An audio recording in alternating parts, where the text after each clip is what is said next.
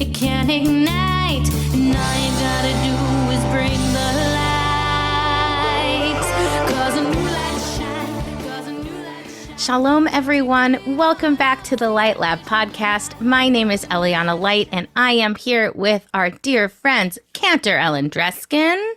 Hello, everybody. And Rabbi Josh Rashosky. Hello, good morning. Good morning to you. So grateful to be here with the two of you as we delve into our liturgical tradition, holding the gems of our liturgy to the light, seeing what shines through and what we can learn from them for our own personal prayer practice and our lives. So our opening question today is inspired by the wonderful folks at Svara. Svara is a traditionally radical yeshiva, and they are probably, I think, among my friends, most well known for hosting queer Talmud camp and queering the way that we are able to read into Talmud. They have amazing resources and study programs. So if you're like, what you're doing with tefillah is cool, but how about Talmud? Definitely not my forte. Head on over to Svara. But something that they do to start their learning is they start by dedicating their learning to someone. And so as today we're thinking about, one might say, different kinds of people on all different spectrums, I thought it would be nice to dedicate our learning to someone today. So Ellen, who are you dedicating your learning to today? Well, I must admit that my answer to the question is inspired by what I know we're going to be talking about in a few minutes. And also the fact that we're recording this in kind of holiday season, post-Thanksgiving, pre-Hanukkah. And I did spend this past weekend thinking about family a lot. So I'm dedicating my learning today to my parents. And my parents I think, were the perfect combination of justice and mercy, of stern and loving and giving us boundaries and helping us be wise about getting outside the box, all these things. Mom, Dad, wherever you are, I love you. And I'm very grateful for my learning and you today. Oh, we're grateful for them too. Thank you so much. Josh, who are you dedicating your learning to today? I am dedicating my learning today to my cousin, who is sadly and surprisingly in the hospital. So dedicating it in honor of her and hoping for good health and learning that leads to good vibes. Amen. We're sending her our wishes for a refuah shlema, a complete healing.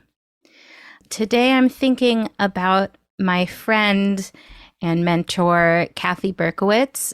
Kathy is the education director at a synagogue, B'nai Torah in Boca Raton, but she was my education director growing up at Beth Shalom in Memphis, Tennessee, and also at Camp Ramah Darom in Clayton, Georgia for many years. And I had the opportunity, the honor this past week of reflecting on Kathy's role in my life as a person and as an educator, and her influence on me is just beyond. So I've been thinking about that. Kathy made learning immersive. It was experiential before anybody was saying that even.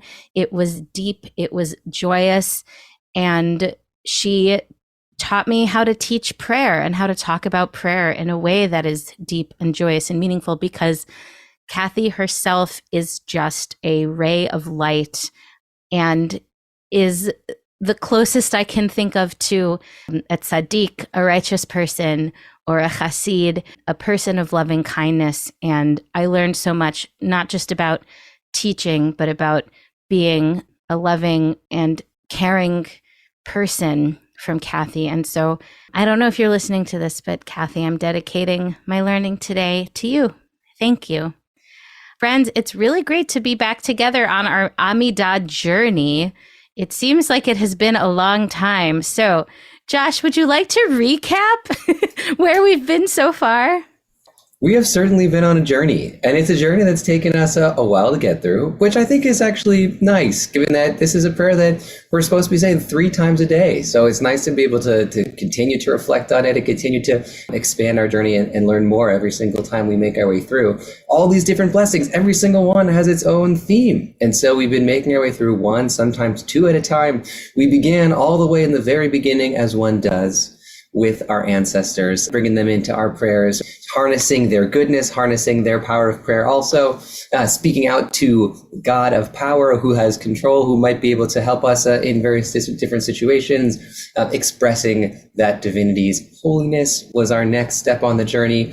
And then we went on a pretty winding path, but in some ways, if you think about it, and if you listen to our previous podcast, you'll realize that there's a through line throughout all of it.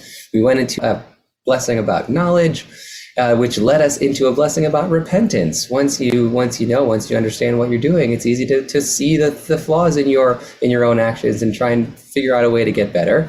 And then moving towards forgiveness, which is a nice place to go from repentance. And after forgiveness, moving towards redemption, because once we're forgiven, once we're able to move past our wrongs, we can move into a place of finding redemption, which could lead us to a path towards healing, the next blessing. And after healing, we moved towards a blessing that could either be about the years or about land. It was sort of about blessings of prosperity for time and space in the future, which led us to a blessing about gathering all the exiles, gathering all the corners of our people together, which led us finally to a blessing for justice. That was the one we spent a little bit of time with on our last Amidah podcast. And now we're making our way into our next two. Amazing. Thank you so much for that recap. I love when you do the recap. It does feel like we're kind of going down some sort of yellow brick road here on our way. And how amazing it is that we get to take our time, weeks and weeks and months of us getting to dive deeper into these blessings. And hopefully, again, listener, part of our goal is to go deep in the podcast, deep in our learning, so that we can bring some of that into our next encounter with the blessing and the Siddur, and also into our lives. So, Ellen, take us on our next step on the journey today. I wish you could see the video, listeners. I'm sitting here and smiling because the blessing that we're about to explore today, I think for me, is the one that I am most unfamiliar with. And I found two very different, both Hebrew and English versions of it. And I'm wondering if I should start with the more traditional, the more severe, or with the kinder version of the translation. I'll start with Mishkan Tefillah from the Reformed Siddur, which says for this blessing, which is called Al Harishah in the margins. That's the title for it. And it says in Mishkan Tefillah, V'la rish'ah al tehi tikva, v'hatoim elecha yashuvu, u'malchut zadon mehera tishaber, Baruch atah Adonai shover resha min haaretz. Pretty short and simple. They translate it as, and for wickedness, let there be no hope, and may all the errant return to you, and may the realm of wickedness be shattered. Blessed are you, Adonai, whose will it is that the wicked vanish from the earth. And maybe we can stop there and have some commentary because, as I say, there are such a huge range of language in this blessing from Siddur to Siddur. I actually thought it was really interesting that for the most part, the blessing I felt was geared towards the action, right? It was mostly towards wickedness and sending away wickedness. But the ending of the blessing went back towards the wicked, right? Which to me felt like individuals or people, as opposed to the actions that they were causing, the wickedness itself. Which I thought, I thought it was very interesting to lean in towards the pushing away the wickedness. I thought that was the thing that felt most different about that particular formation of the blessing than the one that I grew up with. But then went back towards a much more traditional formation of the blessing itself, of the conclusion. So I was a little curious about that juxtaposition. Just for the listeners, if you're, depending upon your familiarity with Hebrew, when it says al harishah, it's talking about the wickedness itself. And rishaim are the ones who advocate for the rishah, for the wickedness. And there's a difference between the action and the people. True. A subtle difference in the Hebrew, but very important, I think, when we're thinking about what it means for us and us, the prayer. I think it also, right, one of the things it means, at least for me, is it complicates our idea that there are good people and that there are wicked people. And that's an idea, I think, I don't know, I find that especially in America, we like sorting people into good people and bad people. And sometimes our media, helps frame that, or the stories we have grown up with, when in fact, perhaps there is a lot more nuance, but it's more difficult to say, what does it mean for there to just be people who do bad things, evil things, and who do good things? And sometimes I worry, am I leaving people off the hook? Because we do look around the world and, I don't see evil people. I see like people who make mistakes and do different things in my personal life.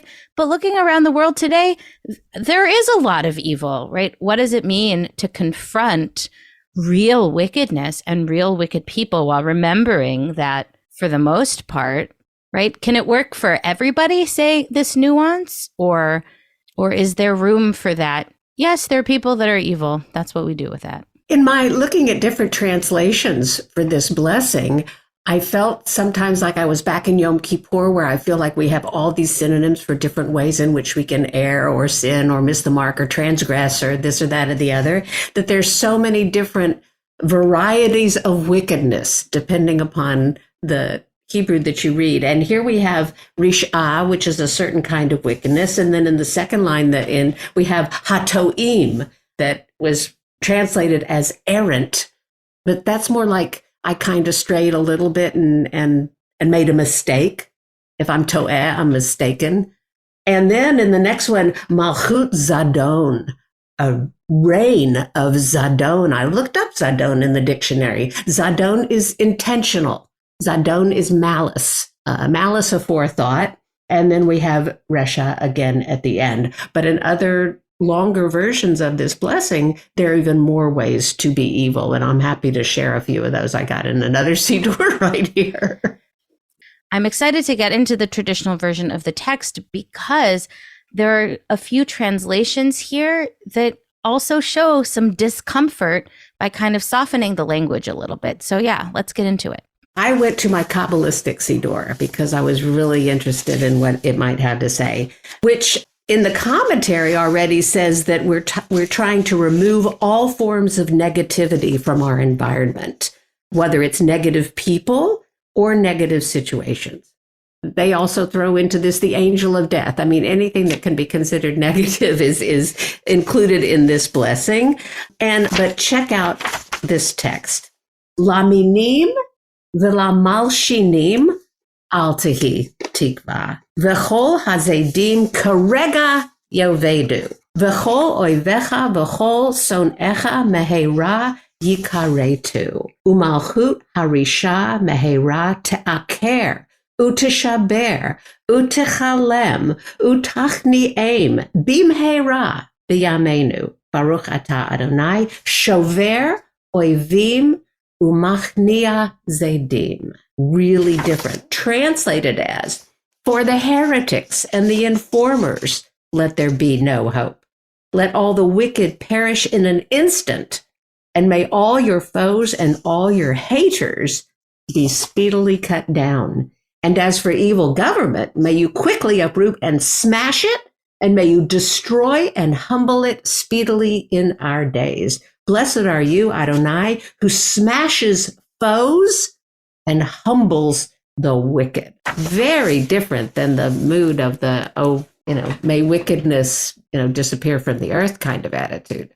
Very different, and still different from the version that I grew up with maybe a few even extra words. I'll read what I have here from the Sim Shalom.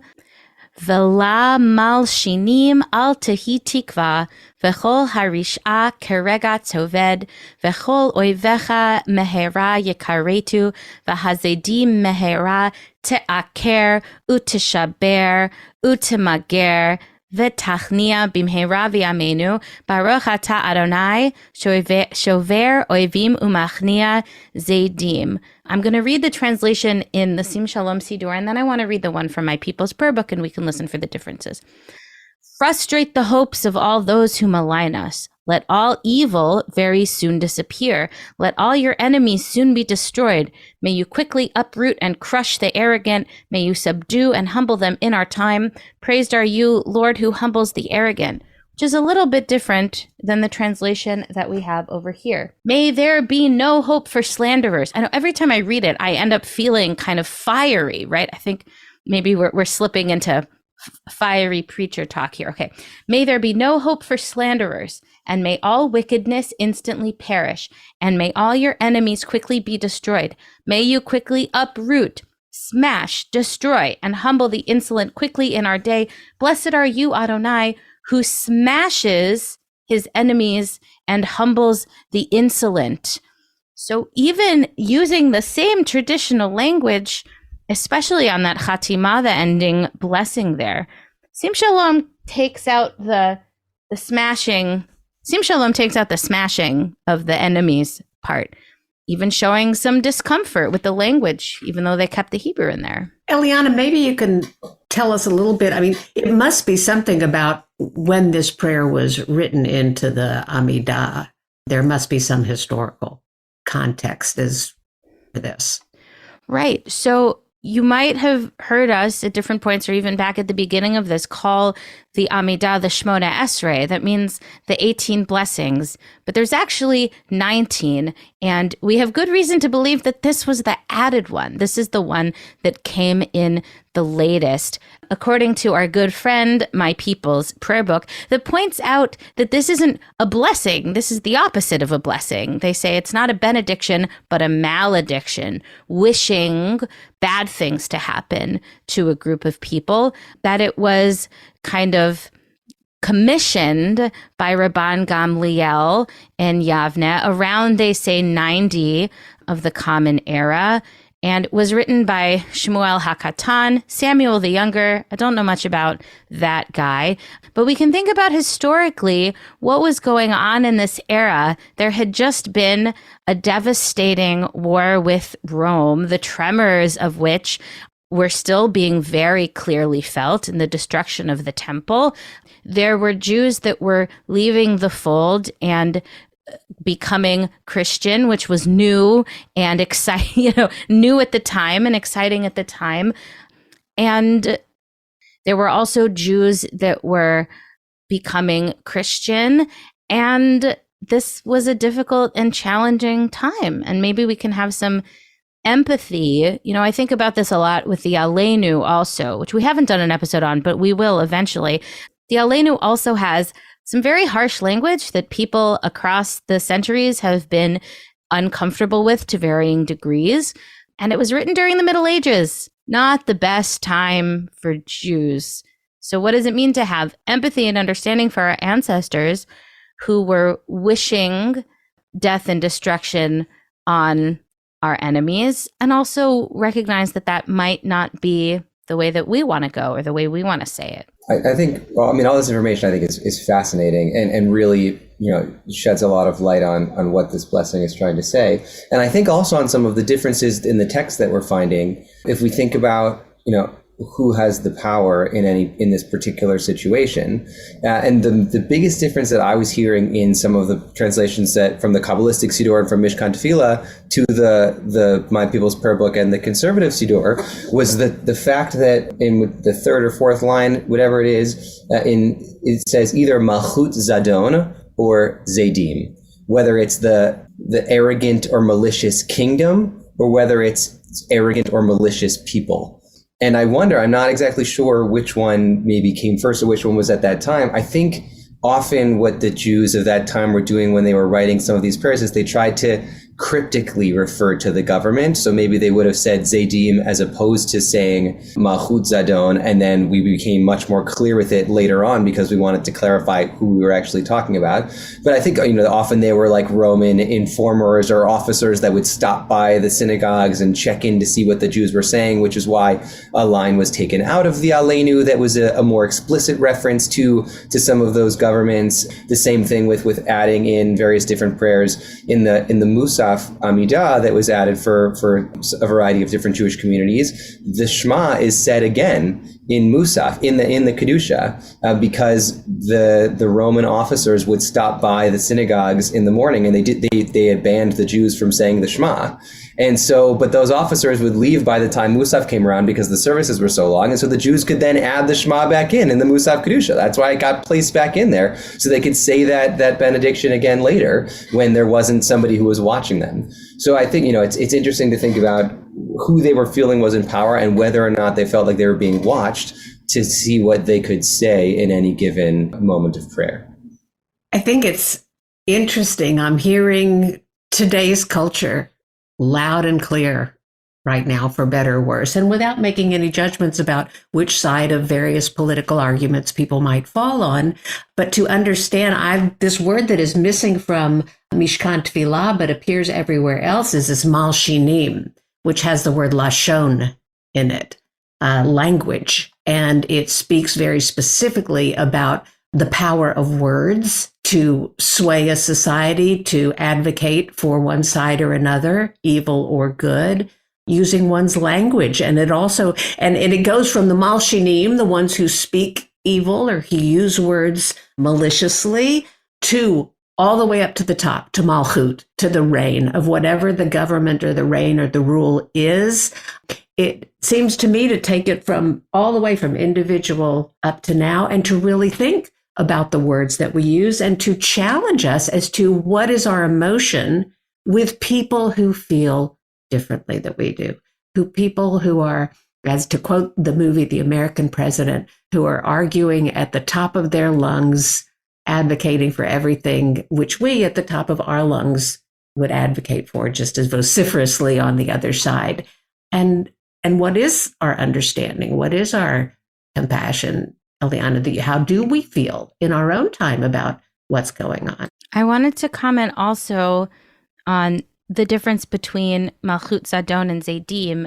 In the Geniza fragments that My People's Prayer Book brings up, it does say Malchut Zadon. It's also not slanderers at the beginning. It's Lamashumadim, which they translate here as apostates. So it's getting very specific. In fact, it gets even more specific in the prayer. It gets more specific because it says the Hanotzrim and the Christian people, which of course we would not want to say today.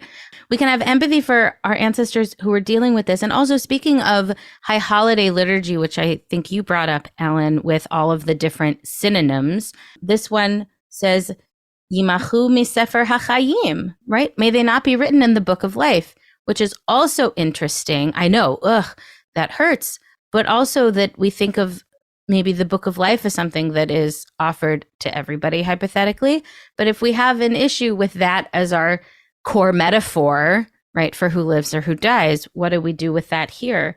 I'm also, as I see kind of all of the themes of the blessings laid out here, like Josh, you took us through that journey, right? You asked the question in our notes, like, why is that here? Why is that here? And for me, right, before we had all these things, right? If knowledge alone is not enough for you to do the right thing, and you don't end up doing repentance and repair, and you don't ask for forgiveness, and you aren't a part of delivering, and your healing of body and soul still doesn't root out your wickedness, and connection to the land doesn't do it, and gathering with people who you are in community with doesn't do it, and the justice system doesn't do it, right? Have we exhausted our options, right? Is that what they're saying? We're really only saving this blessing once we've tried all these other things? I think that's spot on right there. I mean, if we're understanding that this blessing is the newest blessing, then we have to understand the context choice of putting it in this particular spot, because it had to, if everything else already existed, then there was a choice that had to be made of where to place this blessing, and it wasn't put at the very end, right? It's not the last thing that we say, and it's not the first thing that we say. It's placed right here, right after asking that God help give advice to our judges. And so that's hoping that the human powers will prevail on the side of goodness. And then I think right here, right after that is it's this last ditch effort of saying, if that didn't work, if human justices couldn't maintain the peace, couldn't come out on the side of justice, then what do we have left but to call out to God and hope that these people are crushed, to use one of the different adjectives for sending these people: uprooted, crushed, and humbled. We find it in maybe it was just trying to get buried, somewhere in the middle of section 1 of the paper, and hopefully maybe nobody would pay too much attention to it. It not only comes out of the previous blessing that talks about God loving tzedakah umishpat, righteousness, but we'll find in just a few minutes that we're going back to another blessing about tzaddikim. And so right here, it does seem to be kind of buried at the kernel there. And that I love the idea that we get to a point where what do? You call to God, because at this time when this was inserted, other things were not working. Something that's come up for us in this blessing is the difference between kol osei risha, those who act wickedly, and kol harisha, all the wickedness. And it reminds me of a story in the Talmud about Bruriah, but like I said at the top of the show, Talmud isn't necessarily my thing, and I didn't remember the contours of the story. So, Josh, can you help us out here? We have a story of Bruriah and her husband, Rabbi Meir, who are engaging in society. Rabbi Meir's teaching, and there are these sinners who are these bandits who are stealing and running around and doing some terrible things. Rabbi Meir paraphrases a line from the Psalms and says, "Yitamu chotim mina aretz," may all the sinners be uprooted from the land. And Bruriah says, no, it shouldn't be read like that. It should be read Yitamu chataim mina aretz, which can be spelled the same way, just with different vocalization, a trick that the Talmud uses all the time. Many commentators use to reread some of the text. And she says, Yitamu chataim mina aretz. It should be that sin is uprooted from the land, as opposed to the sinners. Don't hate the sinner, hate the sin, in Talmudic parlance. One other interpretation that I found that kind of feeds into that is from a new book by Rabbi Sheila Peltz Weinberg. And she has kind of a poem that is an entire Amidah interpretation. And for this blessing, she writes, "May greed, hatred, and delusion be revealed for what they are. May they dissolve from their own noxious fumes in the open clarity of the endless sky. May they no longer find a shelter in our hearts, words, or deeds." And I find that this turning it, just clarity for what is good and what is wicked, I think is really important, and that we do look at it in ourselves as an internal struggle. And the only thing I want to mention traditionally is, sometimes when our prayers conflict with each other, as I'm going back to Elohai Neshama Tehorahi, that how do we look at people who we think are wicked or out there promoting evil in the world and say that they also have a Neshama Tehorah, a pure soul, that there is something godlike and some sort of Tselem within them as well. And can we somehow hold both things, even in the worst of the people that we meet or their actions? Holding both things. I think that's what so much of this is about. And you're right, Ellen, I hadn't thought about it that way. So often when we look at these blessings, that we've looked in these blessings in the Amidah, we talk about them both as a calling out to God, recognizing where things need to change in the world, kind of the limit of our own control and our own power to change things on our own, but also the opposite, that we're looking inward and thinking, what can I actually do about this, both within myself and within the world, and holding both of those to say, there is great evil in the world, and I don't, as an individual, necessarily have much control around it. And so I call out to God in the face of great evil. But also, what can I do to uproot evil from the world? What can I do both within myself, not in a way of shame or guilt, but to recognize with clear eyes what I might be doing to contribute evil and try to mitigate that in whatever way I can. And to think, how can I not contribute to the evil of the world? Knowing that both of those things are true. There is both more evil in the world than we individually can deal with. And we do have power within ourselves and within the world to incite change and to create change. And I'm also thinking about the holding both also works for our tradition in and of itself. I don't think that it's my job as an educator, for example, to try to convince anybody that this blessing is actually good, right? That this blessing doesn't have any complications, right? We find this in Torah all the time, moments in the Torah that make us uncomfortable or that challenge us. And for me, I still think that there is great value in all of our heritage without the apologetics. We wouldn't say that today. We wouldn't write that today. Some things make us uncomfortable and we might be a little embarrassed about it, but it's a part of the tradition also. And I think that's what I'm sitting with right now. And with that, we'll be right back. Shine, keep it burning bright. Shine, shine, shine, shine, shine under light. Shine, shine, shine. Welcome back, everyone. We are continuing along our Amidah journey to the next blessing, which we've already brought up a little bit because these two really feel like they go together in a set. So, Josh, I'll hand it to you. All right, here we go. There's definitely some kind of through line as we're mentioning, but it feels explicit here. There was a choice as to where to place that last blessing. But here we go into this next one. In my Siddur, which is the Lev Shalem Siddur, it's titled The Righteous. So here we go. Al HaTzadikim ve'al HaChasidim ve'al Ziknei Amcha Beit Yisrael ve'al Pleitat Sofrehem ve'al Girei HaTzedek ve'aleinu Yehemuna Rachamecha Adonai Eloheinu V'ten Sachar Tov L'chol HaBotchim B'Shimcha Be'emet V'sim Chalkeinu Imahem U'le'olam Lo Nevosh Ki B'cha Batachnu Baruch Ata Adonai Mivshan U'Miftach LaTzadikim. May your compassion, Adonai our God, flow to the righteous, the pious, the leaders of the people Israel, the remnant of the sages, the righteous converts, and us all.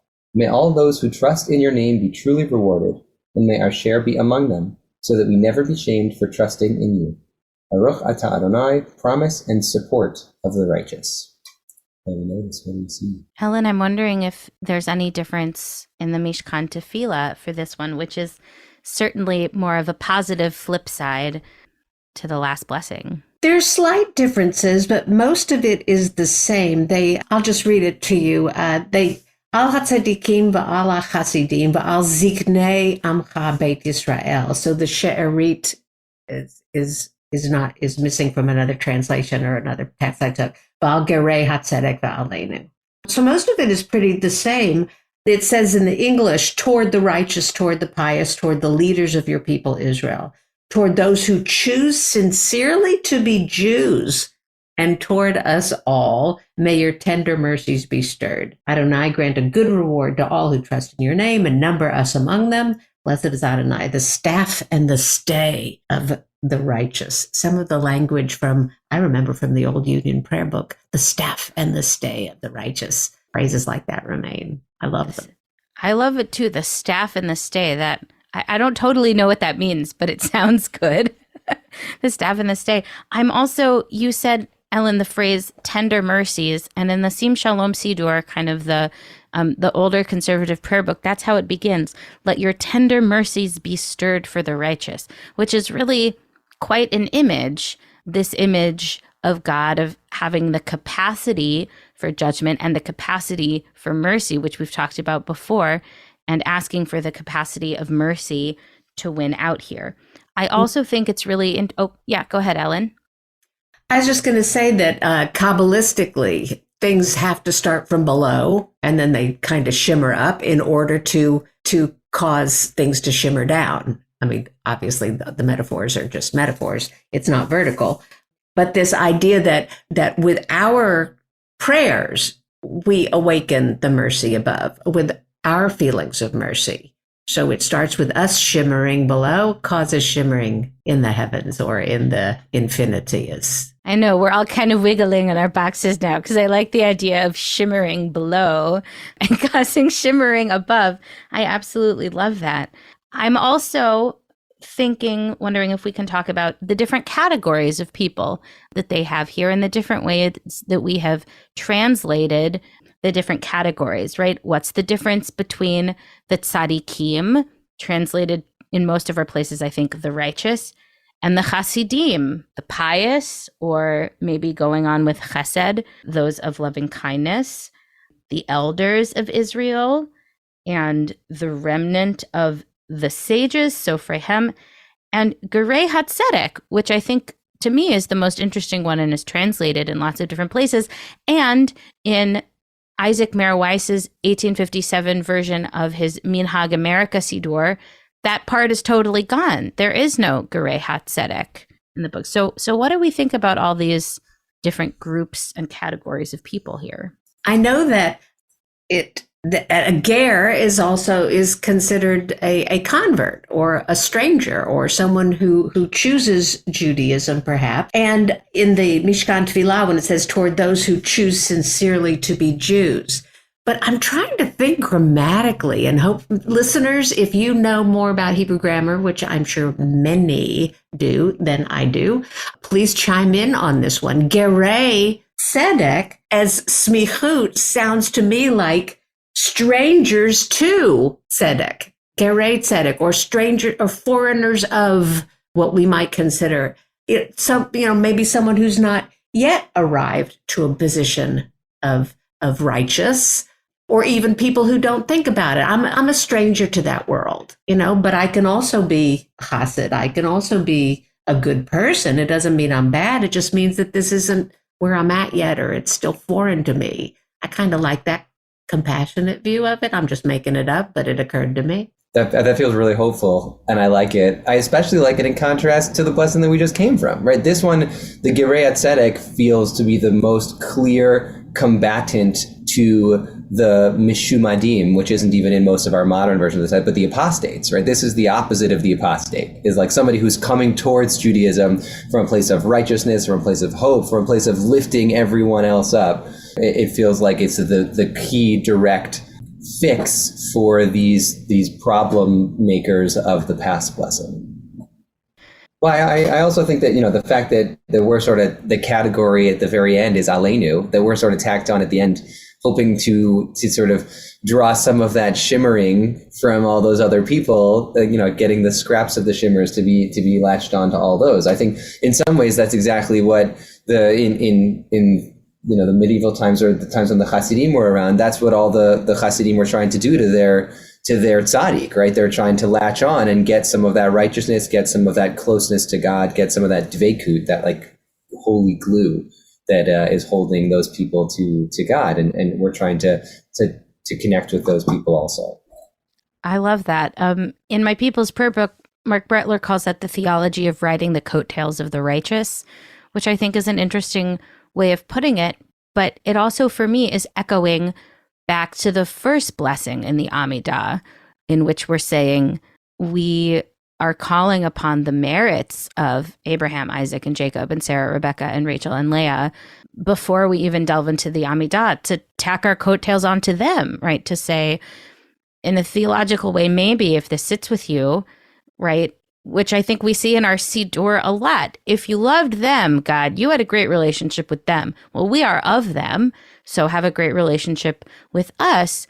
But it's also saying, almost, if I come from them, there's some merit in that, in me recognizing my connection with my ancestors. So again, I'm playing this out kind of in real time. What does that mean then to throw in our lot to say, are we theologically calling upon the merits of the righteous and the pious, or are we saying, I am of them. I am of the righteous and the pious and those who have come to Judaism who seek it truthfully. I am of them.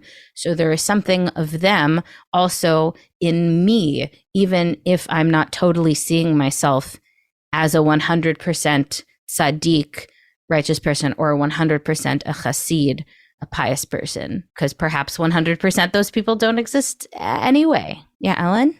I'm seeing right now in this moment, hanging on to someone else's coattails is a spiritual practice, and trying to, and also wondering then if I hang on, do I have coattails? Is somebody hanging on for dear life to my coattails? And this idea of we're known by the company we keep. I can say, oh, I'm not like that person. I'm not like that person or that person. And yet someone can turn around and say, yeah, but that's who you're spending all your time with, or that's all your energy is. You may say that you as an individual are not X or Y or Z.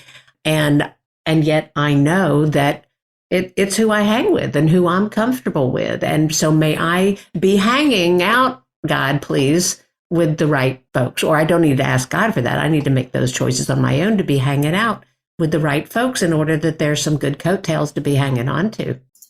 I like the hope of putting our lot along with them and saying that we wish that we were among them and want to be among them. To me, it feels like the second half of the blessing kind of contradicts that a little bit more when it says the sim chelkenu imahem.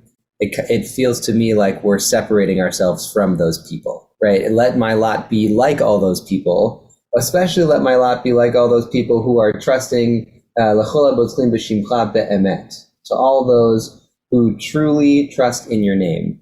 And I assume they're meaning the Hasidim, the Tzadikim, the Gerei Tzedek, but admitting that we ourselves we're not yet there. We're not fully in the trust yet. And we wish that we could be, we're hoping, but we're kind of differentiating ourselves from that group of people. And we do the coattail riding in the second half of the blessing also, right? When we say V'sim chalkenu imahem. But that feels like the clearest coattail ride. That's like naming the coattail riding right there in the prayer.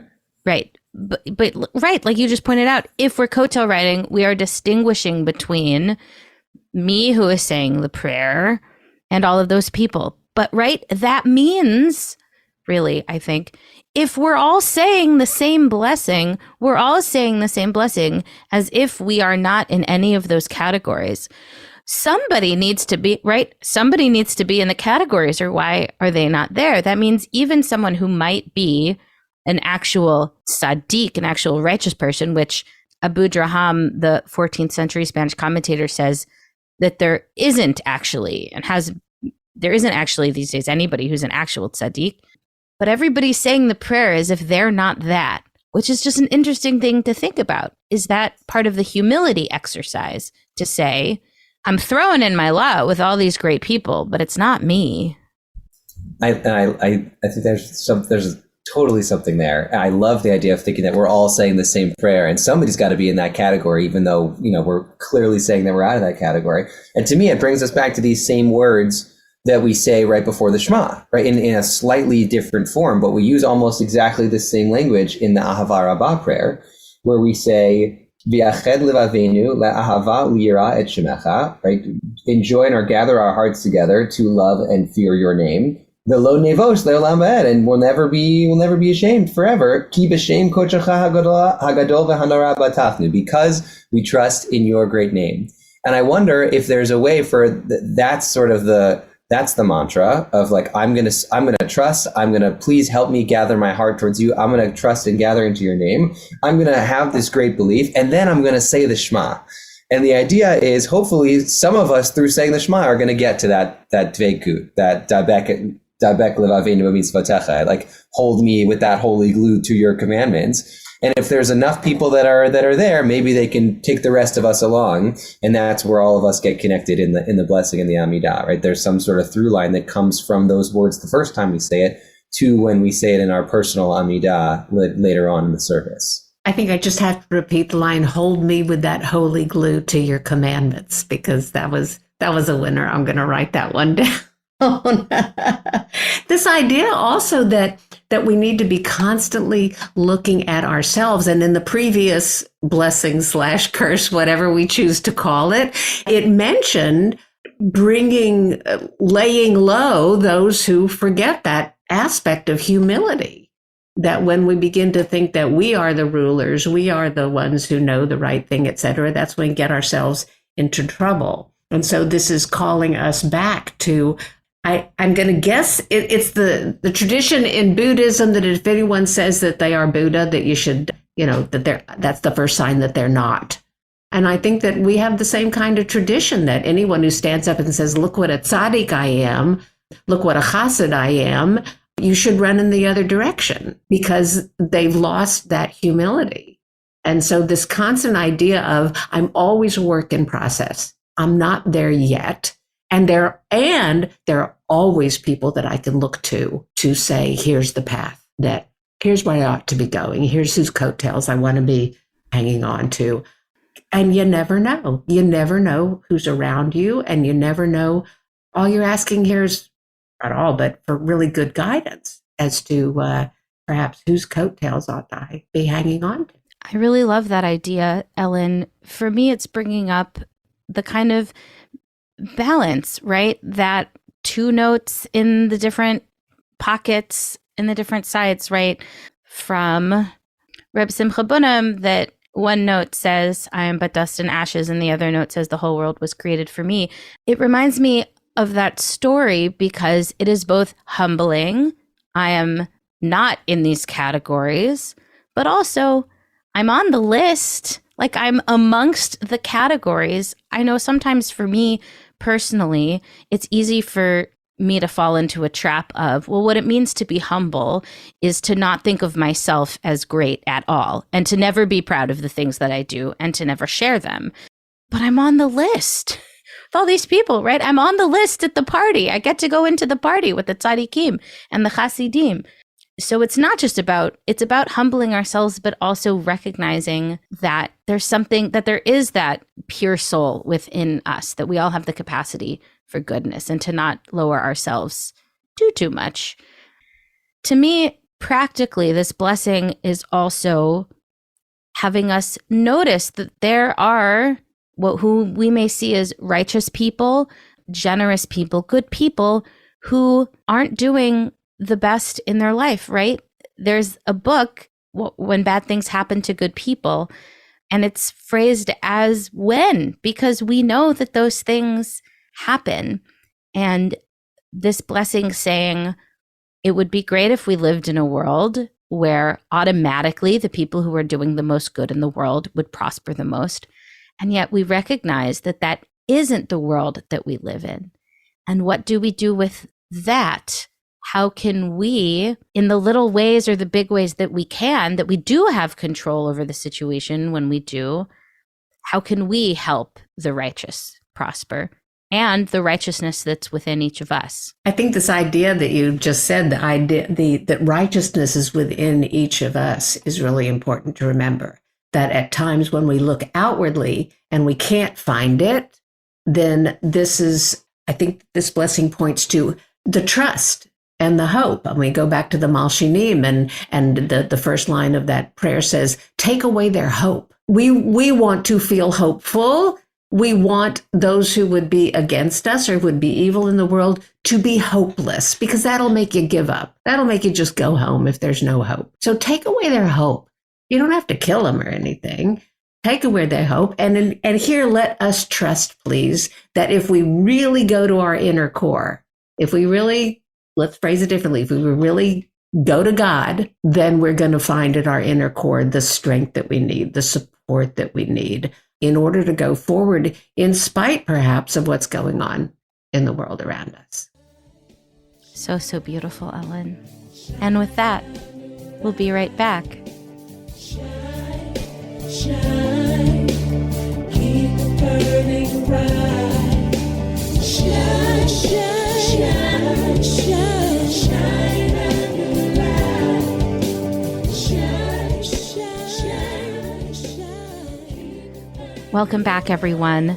Now, usually, sometimes in this spot, we would talk about our favorite melodies. But surprise, surprise, we don't know any melodies for these two blessings. Maybe not the ones we want to commit to song. Listeners, if you know any melodies for these, please let us know. Comment in our Facebook group. I'd be really interested to see some of that.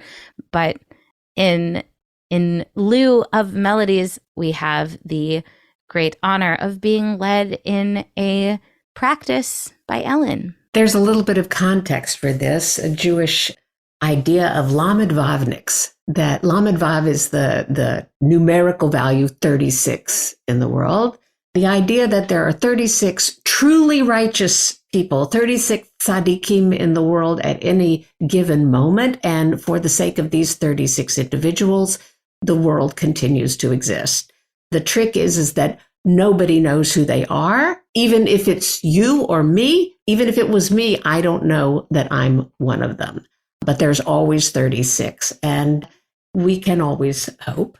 And so I found that one quote from a contemporary poet and author, Danny Siegel, says, "You must always assume the person sitting next to you is the Messiah.